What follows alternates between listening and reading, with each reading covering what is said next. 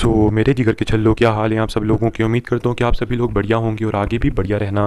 Guys, आज का episode में दिखाया जाता है जो होन यानी कि ये जो बंदा है ये सीधा शॉवन के ऊपर उसी तीर से अटैक कर देता है और ये जो तीर था ये शॉवन की बॉडी में जाके धस जाता है। लेकिन हमें पता लगता है कि शॉवन की इल्यूजनरी बॉडी थी। तभी वो ये देख के तो वो बंदा भी खुद शौक हो जाता है कि सच में ये जो बंदा है इसने मतलब कि इतने खतरनाक तरीके से मेरे अटैक को डॉज कर लिया। तभी जो बाकी लोग होते हैं वो भी देख लेते हैं कि भैया अब तो इसने जानलेवा हमला किया शॉवन पे, अब तो शॉवन इसको नहीं छोड़ने वाला। तभी जो होंग ली होता है वो जहाँ लगता है अपने बेटे को बचाने के लिए ताकि उसको बचा सके।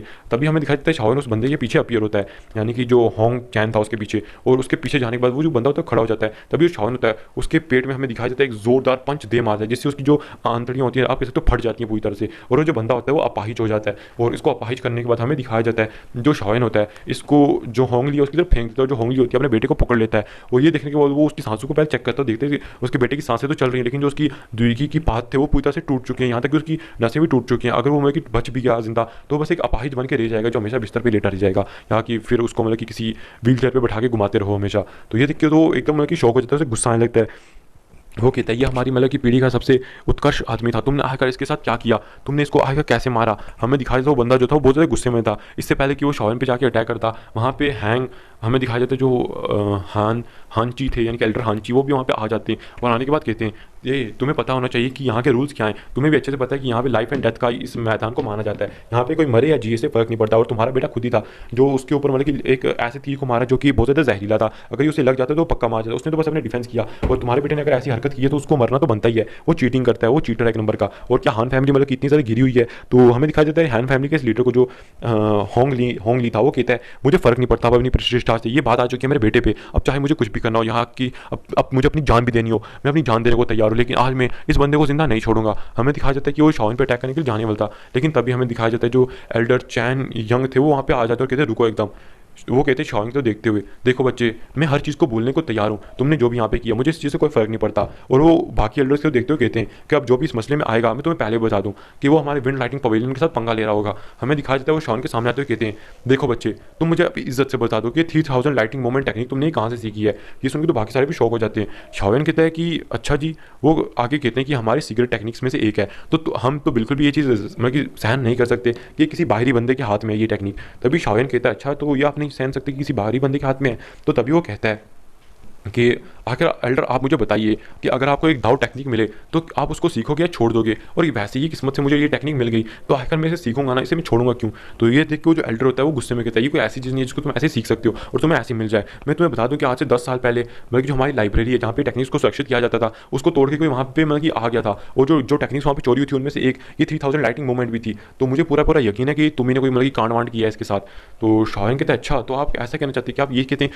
कि मेरी ताकत इतनी ज़्यादा है कि मैं विंड पवेलियन को मतलब कि इस स्थिति में पहुंचा सकता हूं। तो वो कहते नहीं, तुम्हारी किसने मदद की होगी, शायद तुम उस बंदे को जानते हो जिसने इन टेक्निक्स को चुराया है, तो सीधा सीधा या तो तुम मुझे ये बता दो वरना मैं तुम्हें जान से मार डालूंगा। और वो आगे कहते हैं शॉन कहता है कि मुझे कुछ नहीं पता, मैंने आपको बता दिया जो मुझे बताना था। तभी वो कहता है बंदा अच्छा तो तुम ऐसा कह रही हो तो अब तुम्हारे पास सिर्फ दो ही ऑप्शन बचे, या तो तुम्हारे साथ हमारे विंड लाइटिंग पवेलियन चलो, जो हमारे फर्स्ट एल्डर हैं वो इसके बारे में डिसाइड करेंगे तुम्हारे साथ क्या करना है, और जो दूसरी सबसे बड़ी चीज़ है अगर तुम नहीं चाहते तो मैं तुम्हें अपंग बना दूंगा और तुम यहाँ से लेके जाऊँगा फिर। तो शॉन कहता है अच्छा आप मतलब कि सिर्फ 4 स्टार दाउजों की ताकत को रखते हुए आप ये कहने की हिम्मत करते हो कि आप मुझ पर मतलब कि मुझे हरा सकते हो या फिर मुझ पर अटैक कर सकते हो। ये सुनकर तो एल्डर भी शौक हो जाते हैं, आसपास के लोग भी वही पूरी तरह से शौक हो जाते हैं कि शॉन यहाँ के ये क्या कह रहा है। ये एक दाउजों जो कि 4 स्टार दाउजों पे था, और ये जो विंड लाइटिंग पवेलियन की 4 एल्डर्स में से एक आता है, तो आखिर उसको ऐसे मतलब कि कहने की हिम्मत शॉवन की कैसे हुई। वो तो एक दाउजों को इतनी तरह से मतलब कि कह सकता है। तभी वो जो बंदा होता है वो कहता है अच्छा तो तुम ऐसा नहीं करना चाहते हो, और ये मतलब कि ऐसी युवा पीढ़ी में एक पहला ऐसा बंदा है जो कि मतलब कि इतनी हिम्मत करता है कि मुझसे वो मुझे इनके लिए आगे बढ़ने लगते हैं। लेकिन तभी हानसी उनके बीच में आ जाती है, और ये देख के जो शॉवन होता है वो जल्दी से हानसी को कमर से पकड़ता है और उसको साइड कर देता है, क्योंकि वो नहीं चाहता था कि हानसी उसकी वजह से किसी मुसीबत में पड़े। कैसी हानसी साइड होती है वो देख के शौक हो जाती है कि जो शॉवन है उसकी स्पीड इतनी ज़्यादा है। शॉवन कहता है तुम्हें मेरे मसले में पड़ने की कोई जरूरत नहीं है, मैंने आराम से संभाल सकता हूँ। ये देख के तो आसपास के लोग भी शौक हो जाते हैं, और जो चैन यंग थे वो कहते हैं कि देख लो जो भी हान फैमिली में से अभी बीच में आने की कोशिश करेगा तो मैं आपको बता दूं कि वो विंड लाइटिंग पवेलियन का दुश्मन होगा। तो ये सुन के तो यहाँ तक कि जो हांची थे एल्डर हांची वो भी शौक हो जाते हैं, इसलिए वो भी शॉवन की मदद नहीं कर सकते थे। हमें दिखाया जाता है कि वो डायरेक्ट जाके जो चैन यंग थे वो शॉवन पर अटैक करने के लिए जा ही रहे थे, अपना वो मुक्का बनाते और शॉवन को मारने वाले थे। तभी शॉवन एक चुटकी को बजाता है, वो चुटकी बजाने के बाद हमें दिखाया जाता है कि वहाँ पे तभी उसका पपिट आ जाता है जो कोई और पपिट नहीं था, डैमन ग्राउंड डैमन पपिट था। और जैसे सामने आता है हमें दिखाया जाता है ये अपना मुक्का बनाता है और सीधा उसको दे मारता है, मतलब कि उनके हाथ पे जो एल्डर चैन यंग थे। हमें पता लगता है कि इस पपिट का मुक्का खाने के बाद जो एल्डर चैन यंग थे वो बहुत ज़्यादा दूर जाके गिरते हैं। ये देखिए तो एल्डर चैन यंग भी शॉक हो जाते हैं कि आखिरकार शाओन के पास इतनी ज़्यादा ताकत कैसे आई कि वो उन्हें वापस पीछे फेंक सकता है। लेकिन वो सही से देखते हैं तो उन्हें पता लगता है कि सामने एक दाओजुंग है। अभी इससे पहले वो कुछ कहते हैं, उन्हें पता लगता है कि इसके अंदर कोई भी लाइफ फोर्स नहीं है। तो वो आश्चर्य से कहते हैं, अरे ये तो डायमंड मतलब कि पपिट है। और वो कहते हैं आखिरकार इस बंदे के पास ये पपिट कहाँ से आया। और अपने दिमाग में बहुत सारी चीज़ें सोचने लगते हैं, आखिरकार इसकी पृष्ठभूमि क्या है, यानी कि बंदा कहाँ से आया है। मुझे बिल्कुल समझ नहीं आ रहा कि आखिरकार इसके पास इतनी ज़्यादा ताकतवर चीज़ें कहाँ से आई, क्योंकि पहले इसके पास इतनी सारी फ्लेमें। मुझे तो ये बंदा बिल्कुल भी नॉर्मल नहीं दिखाई देता है। शाओन कहता है अब आपने मुझसे पंगा ले ही लिया है तो अब भुगतो तो इससे। हमें दिखाया जाता है कि वो जो पपिट होता है वो सीधा उन पे जाके अटैक कर देता है मुक्कों से। और एल्डर चैन यंग की तो फट के हाथ में आ जाती है कि भैया आज तो मैं बच नहीं सकता इस चीज़ से बिल्कुल भी।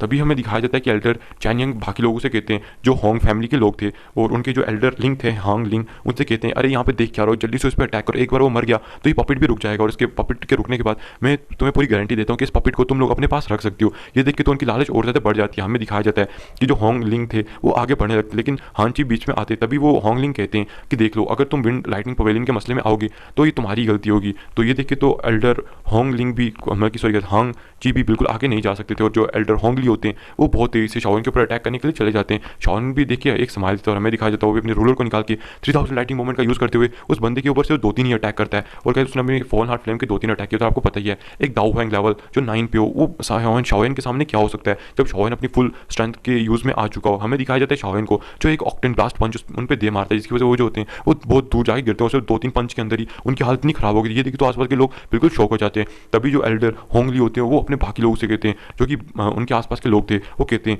तुम लोग यहाँ पे क्या देख रहे हो, जल्दी आओ मेरी मदद कराओ। और ये गाइस होंग फैमिली के लोग थे। और हमें दिखाया जाता है इनमें से 12 लोग जो कि बहुत तेज़ी से शाओयान को आसपास से घेर लेते हैं। और ये सारे के सारे दाओ हुआंग लेवल पे थे। हमें दिखाया जाता है कि जो बंदे होते हैं ये आसपास मतलब कि इनने घेरा बना लिया था। और जो शाओयान है वो अपनी 3000 लाइटनिंग मूवमेंट का यूज़ करते हुए इन लोगों से बचने की कोशिश कर रहा था। और होंगली भी इसके पीछे भाग रहे थे। और हमें दिखाया जाता है कि इन्होंने इसलिए घेरा था ताकि शाओयान को घेरा बना के बीच में मार सकें। हमें दिखाया जाता है शाओयान को जो कहता है अच्छा मुझे लगता है कि इन्हें अपने बुद्धा एंग्ली लोटस की पावर दिखानी होगी। और वो कहता है कि अभी के टाइम पे ग्लेश फ्लेम का बुद्धा एंग्ली लोटस बनाना मेरे लिए कोई बड़ी बात नहीं है। अगर मतलब कि जो मास्टर याओ लाओ की फिल्म को मुझे मिलाना पड़े तब ये मेरे लिए बहुत ज़्यादा दिक्कत कर सकती है, यानी कि मुझे बहुत ज़्यादा टाइम लग सकता है इस फिल्म को बनाने में। इसलिए मैं अभी सिर्फ फॉलन हार्ट फ्लेम का और साथ में जो मेरी 19 रैंक की हेवनली फ्लेम है उसका यूज़ करके बनाऊंगा, यानी ग्लेश फ्लेम का।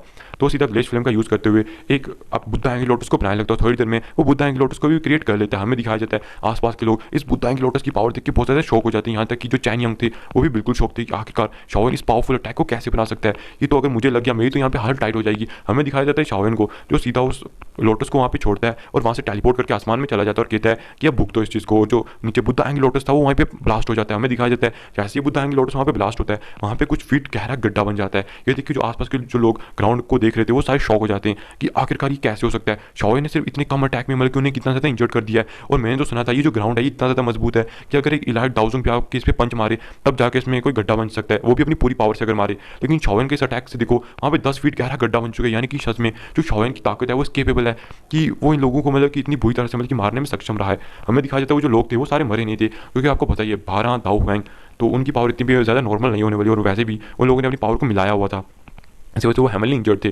शाओयान जल्दी से अपने रूलर को लेता है और जाके उन्हें मारने लगता है। हमें दिखाया जाता है कि वो पहले उनके एक एक विशेषज्ञों के पास जाता है और वो जो नीचे 12 इंजर्ड लोग पड़े थे एक एक करके उन सबको मार देता है। और जो लास्ट पे होंगली बचे थे, होंगली हमें दिखाया जाता है कि उनके कपड़े फट चुके थे लेकिन उनके ऊपर एक अलग सा कवच था। और ये जो कवच था इसी ने उन्हें बुद्धा एंग्ली लोटस के इतने बड़े ब्लो से बचा लिया था। हमें दिखाया जाता है शाओयान को जो कहता है अच्छा तो आप बच चुके हैं लेकिन फिक्र मत कीजिए, मुझे पता है जो होंग फैमिली अब वो मेरी दुश्मन बन जाएगी तो मैं बिल्कुल भी आपको जिंदा छोड़ने की हिम्मत तो नहीं कर सकता हूँ ताकि आप फ्यूचर में जाके मेरे लिए कोई दिक्कत ना बने। हमें दिखाया जाता है कि वो अपने रूलर से सीधा चला जाता है उस पर अटैक करने के लिए।